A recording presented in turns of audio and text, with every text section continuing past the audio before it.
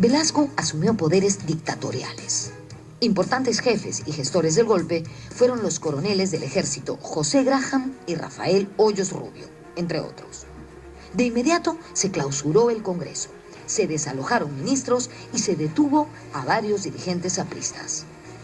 No hubo grandes manifestaciones en contra o a favor del golpe. En Arequipa y Cusco se realizaron protestas aisladas. En Lima, estudiantes universitarios salieron a las calles.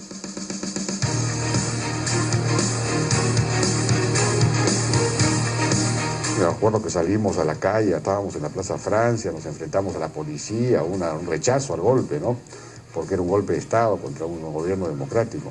Después, conforme fueron saliendo algunas de la propia reforma agraria, por ejemplo, la ley de reforma agraria despertó cierto entusiasmo, ¿no?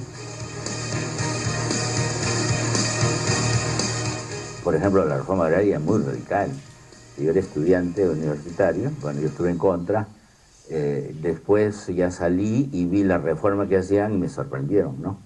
Yo me sentía a la derecha de lo que hacían los militares, ¿no? Se iniciaba así la primera fase del gobierno revolucionario de las Fuerzas Armadas, que duraría de 1968 a 1975. En este periodo se emprendieron rápidas y drásticas reformas que sacudieron al país y llamaron la atención de América Latina.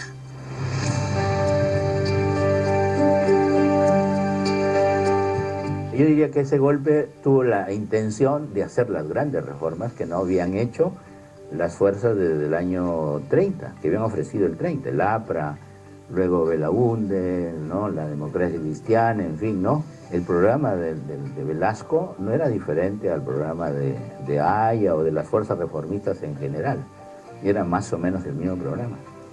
Reforma agraria, reforma bancaria, reforma de la empresa, ¿no?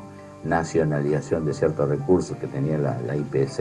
El gobierno revolucionario, después de declarar la nulidad de la indigna acta de Talara, en cumplimiento de la misión de cautelar los derechos de la República, de acuerdo con el artículo 213 de la Constitución del Estado, acaba de promulgar el decreto ley que ordena la inmediata expropiación de todo el complejo industrial de la Brea y Pariñas.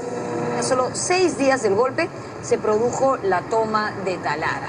El gobierno militar expropió los bienes y sacó del país a la IPC, la International Petroleum Company, que tenía los yacimientos de La Brea y Pariñas y la refinería de Talara. En este preciso momento, las fuerzas de nuestra primera región militar que tenemos en el norte, haciéndose eco del clamor de la nación, está ingresando al campo de Talara. Este acto fue muy simbólico para el gobierno militar y ese día se convirtió en el Día de la Dignidad Nacional.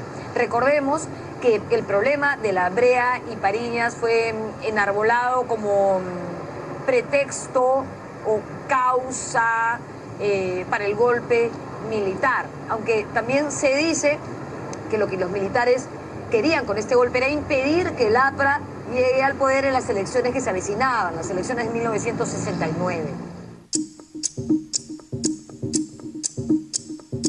Ese golpe fue contra ahí en la Torre en buena cuenta, ¿no? El pretexto que se usó fue, en fin, lo de la página 11, supuesta corrupción, que eso fue un mito también, nunca existió lo de la página 11. Y el asunto era impedir que haya la Torre llegara al poder. Yo creo que era para hacer reformas que impidiesen una revolución, porque tenían el ejemplo de Cuba puesto ahí. Entonces estos militares eran antiapristas, sí, pero también muy duramente anticomunistas. Y tenían la idea de que si no se hacía algo, lo que iba a haber era una cosa tipo Cuba. Al año siguiente de la toma de Talara, se crearía una de las muchas empresas que caracterizarían al régimen. Me refiero a Petroperú.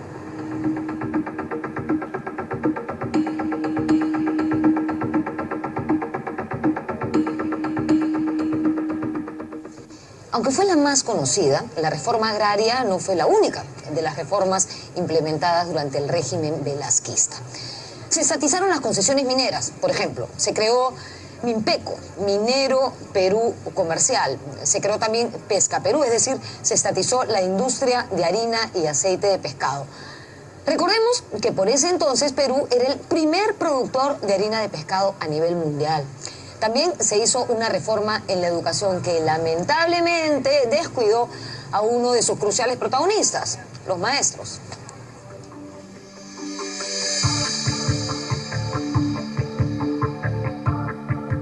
La época de Velasco es que se comienzan a sentir las consecuencias de la sobrepesca. Eso afecta el quantum de exportaciones. La harina de pescado había crecido fuertemente en los años 60, en los años 70, y debido a un niño que hubo en la época de Velasco, la producción de anchoveta de 95%.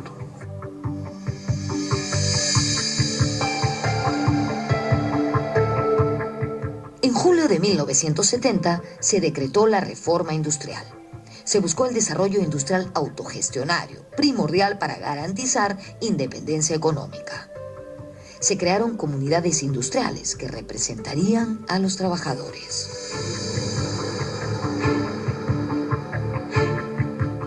Creo que en términos generales, el gobierno del general Velasco significó ese tránsito tardío, violento, convulso, ¿no es cierto?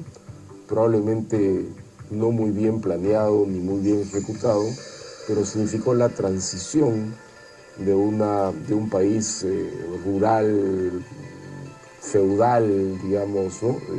Con estructuras muy propias del siglo XIX, a un proceso pleno de modernidad, tanto política, democrática, como modernidad económica.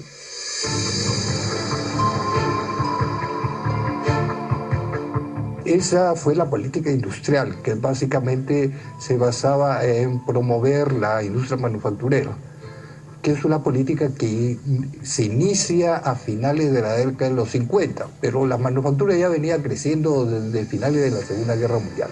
Y se convirtió, durante la época de Belaúnde, creció, y Velasco lo único que hizo es seguir con las mismas políticas que ya había iniciado Belaúnde y el gobierno inmediatamente anterior a Belaúnde.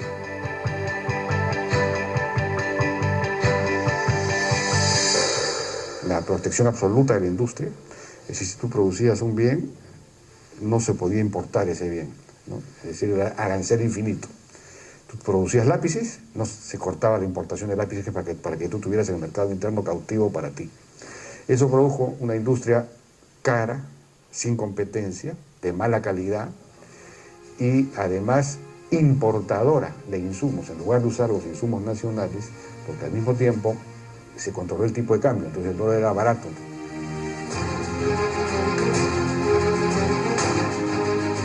Los partidos políticos tuvieron que convivir con la dictadura, que recibió el apoyo de la democracia cristiana, el reconocimiento del Partido Comunista y del odriismo. La oposición vino del PPC, de Luis Bedoya Reyes.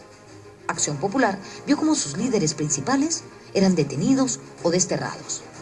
En general, las agrupaciones políticas se estancaron.